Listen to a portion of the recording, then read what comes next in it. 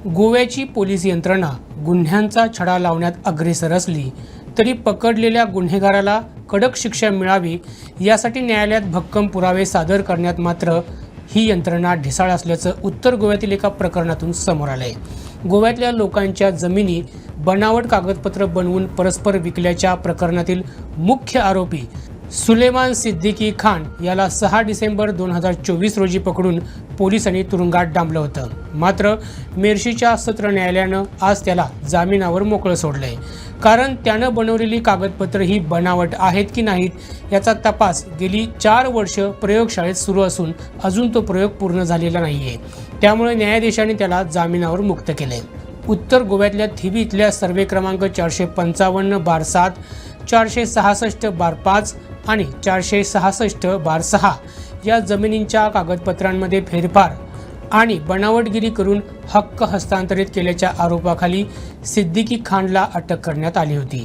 त्यानंतर म्हापसा पोलिसांनी CFSL अर्थात केंद्रीय न्यायवैद्यकीय विज्ञान प्रयोगशाळेत ती कागदपत्र चाचणीसाठी पाठवली होती। 4 वर्ष उलटली तरी अजून तो प्रयोग पूर्णच झालेला नाहीये। यापूर्वी अशाच एका अन्य प्रकरणात अहवाल राहिल्यामुळे सिद्दीकीला जामीन मिळाला होता, त्यामुळे त्याला आता देखील जामिनावर मुक्त करण्यात येत आहे असं न्यायालयानं स्पष्ट केले। सिद्दीकीचा जामीन अर्ज यापूर्वी 16 जानेवारी 2026 रोजी गुन्हेगारी पार्श्वभूमी आणि पळून जाण्याच्या भीतीपोटी फेटाळण्यात आला होता।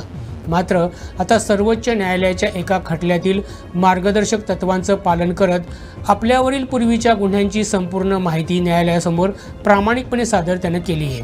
तसंच फॉरेन्सिक अहवाल वेळेत न आल्यामुळं खटल्याला देखील विलंब होत असून हा संशयिताच्या जलद गतीनं खटला चालवण्याच्या मूलभूत हक्कांचं उल्लंघन आहे असं सांगत न्यायालयानं त्याला जामिनावर मुक्त केले। या न्यायालयानं सिद्दीकीला 50,000 रुपयांची वैयक्तिक हमी आणि एका जामीनदाराच्या अटीवर मुक्त केलंय। दरम्यान दिल्ली, हैदराबाद आणि गोव्यातील विविध पोलीस ठाण्यांच्या हद्दीत सिद्दीकीवर 5हून अधिक गुन्हे दाखल आहेत। सिद्दीकीनं यापूर्वी सशर्त जामिनाचा गैरवापर केल्याचा इतिहास आहे।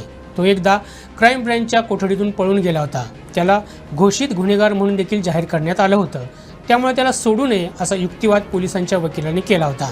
पण गोव्यातील 30 वर्षांचा अनुभव असलेले रिअल इस्टेट व्यावसायिक सिद्दीकी यांना स्थानिक आमदार आणि विविध राज्यांमधील मंत्र्यांशी असलेल्या राजकीय वैमनस्यामुळे बळीचा बकरा बनवला जात आहे। खान यांनी ठामपणे सांगितले की संबंधित वादग्रस्त व्यवहार 25 वर्षांपूर्वीचे आहेत। ते एक कायदेशीर खरेदीदार होते असा युक्तिवाद देखील सिद्दीकीच्या वकिलांनी अर्थात नितीन सरदेसाई आणि वकील साहिल सरदेसाई यांनी न्यायालयात केले होते। पोलिसांचे युक्तिवाद त्यापुढे लुळे पडले आणि आरोपीच्या वकिलांचे युक्तिवाद सरस ठरले।